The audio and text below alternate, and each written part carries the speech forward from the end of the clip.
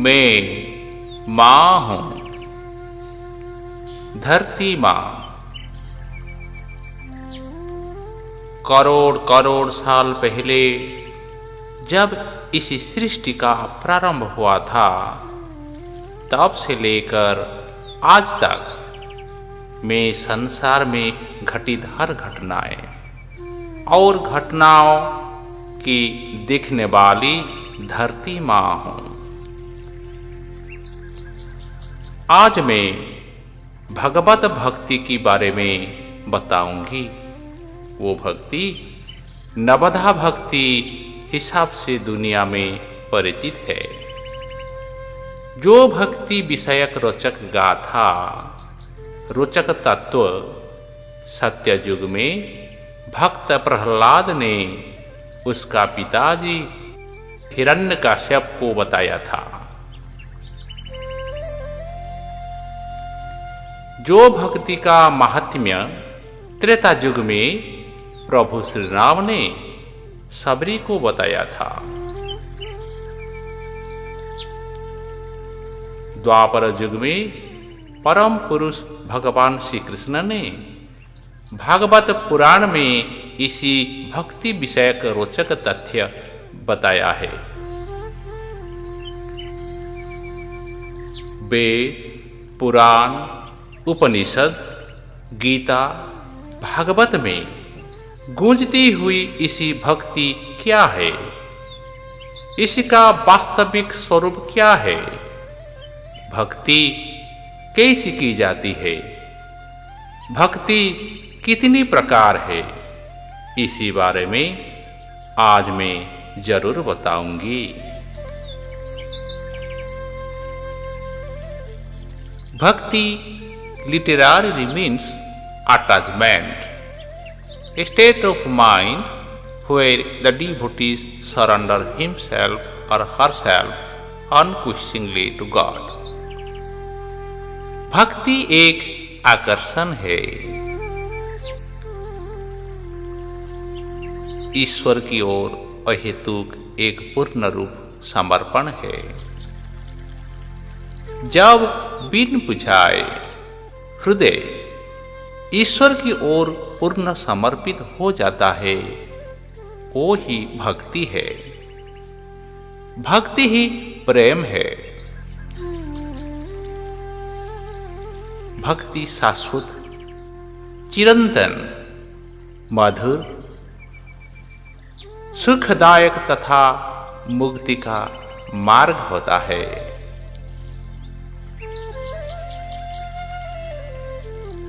प्राचीन शास्त्रों में भक्ति के 9 प्रकार बताए गए हैं, जिसे नवधा भक्ति कहते हैं। कहा गया है, श्रवणम कीर्तनम विष्णु स्मरणम पाद सेवनम अर्चनम वंदनम दास्यम सख्यम आत्मनिवेदनम। श्रीमद् भागवत पुराण में भगवान श्री कृष्ण ने नवधा भक्ति के बारे में बताया। उसमें बताया गया है कि नवधा भक्ति से ईश्वर की आराधना कर कर मोक्ष प्राप्त किया जा सकता है। यदि कोई व्यक्ति इन 9 में से किसी भी एक प्रकार की भक्ति को अपने जीवन में हमेशा के लिए अपना लेता है, तो मात्र इससे ही वो प्रभु के वैकुंठ धाम की प्राप्ति कर सकता है।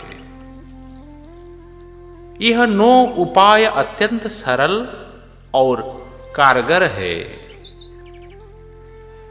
आइए जानते हैं नवधा भक्ति के 9 भाव के बारे में।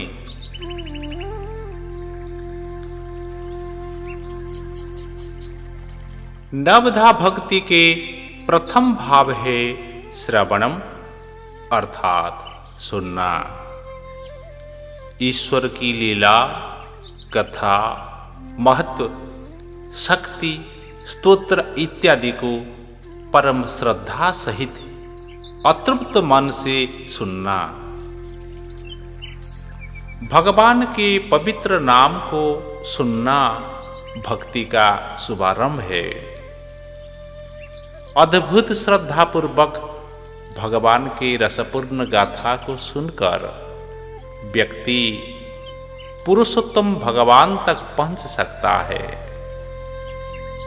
अभिमन्यु पुत्र परीक्षित महाराजा ने केवल हरिनाम श्रवण से मोक्ष प्राप्त किया था।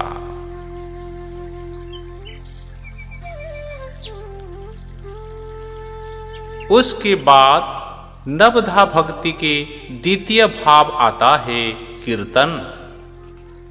ईश्वर के गुण, चरित्र, नाम, पराक्रम आदि का आनंद एवं उत्साह के साथ कीर्तन करना। चैतन्य महाप्रभु ने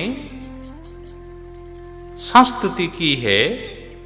कलह तथा कपट के उस युग में उद्धार के एकमात्र साधन भगवान नाम का कीर्तन है। कोई अन्य उपाय नहीं है, कोई अन्य उपाय नहीं है, कोई अन्य उपाय नहीं है। हरे नाम हरे नामेव केवलम कलौ नास्तिव नास्तिव नास्तिव गतिरन्यथा। निरपराध होकर हरे कृष्ण महामंत्र का कीर्तन करने मात्र से सारे पाप कर्म दूर हो जाता है और भगवत प्रेम की कारण स्वरूपा शुद्ध भक्ति प्रकट होती है। सुखदेव गोस्वामी जी ने केवल कीर्तन से मोक्ष प्राप्त किया था।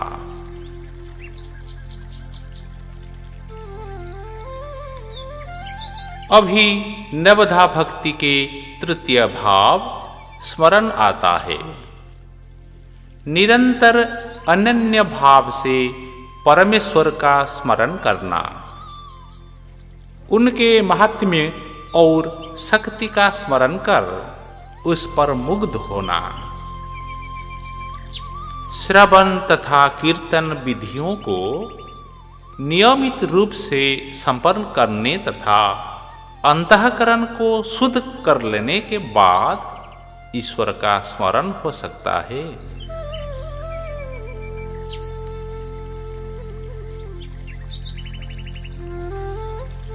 मनुष्य को स्मरण का सिद्धि तभी मिलती है जब वह निरंतर भगवान के चरण कमलों का चिंतन करता है। प्रहलाद महाराज ने भगवान के निरंतर स्मरण से मोक्ष प्राप्त किया था। नवधा भक्ति के चौथी भाव पाद सेवनम, पाद सेवा करना, ईश्वर के चरणों का आश्रय लेना और उन्हों का अपना सर्वस्व समझना वैष्णव, तुलसी, गंगा तथा यमुना की सेवा पाद सेवन में शामिल है। लक्ष्मी जी ने भगवान के चरण कमलों की सेवा करके सिद्धि प्राप्त की है।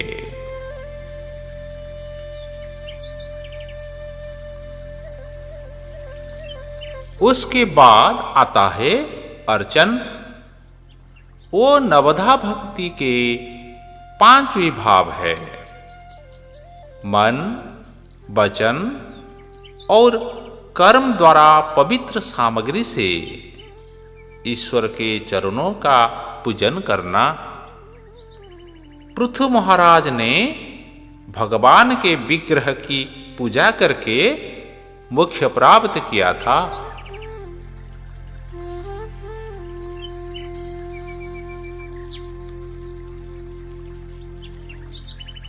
उसके बाद नवधा भक्ति के अन्यतम भाव बंधन आता है। भगवान के मूर्ति को अथवा भगवान के अंश रूप में व्याप्त गुरुजनों, भक्तजनों, आचार्य, ब्राह्मण, माता पिता आदि को परम आदर सत्कार के साथ पवित्र भाव से नमस्कार करना या उनकी सेवा करना। अक्रूर जी ने वंदना के साथ वंदना के द्वारा मोक्ष प्राप्त किया था।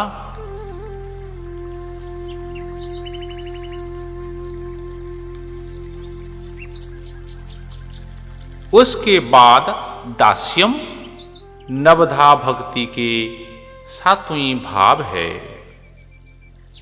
दास्यम अर्थात ईश्वर को स्वामी और अपने को दास समझकर परम श्रद्धा के साथ सेवा करना।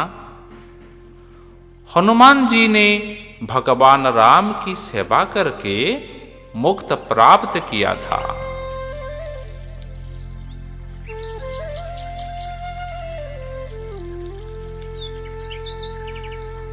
अभी नवधा भक्ति के 8वीं भाव सक्षम आता है।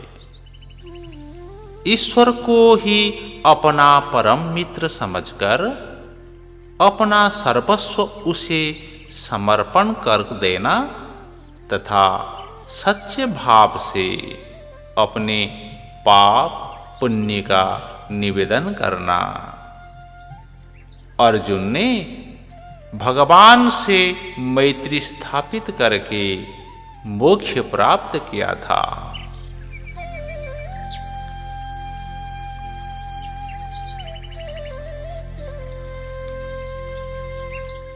आत्मनिवेदनम नवधा भक्ति के 9वीं तथा अंतिम भाव है। अपने आप को भगवान के चरणों में सदा के लिए समर्पण कर देना और कुछ भी अपनी स्वतंत्र सत्ता न रखना। यह भक्ति सबसे उत्तम अवस्था है। बलि महाराज तथा अम्बरीश महाराज ईश्वर के चरणों में समर्पित करके मोक्ष प्राप्त किया था।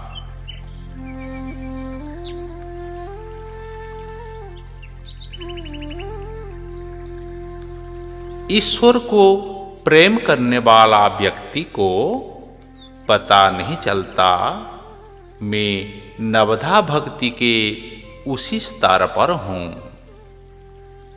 मैं भक्ति करता हूं। जान यानी अनजान में ईश्वर की ओर असीम प्रेम या भक्ति अधिक से अधिक गहन हो जाता है। अंत में ईश्वर के अनंत सत्ता में लीन हो जाता है। ये ही था आज का स्मरणीय रमणीय नवधा भक्ति की गाथा।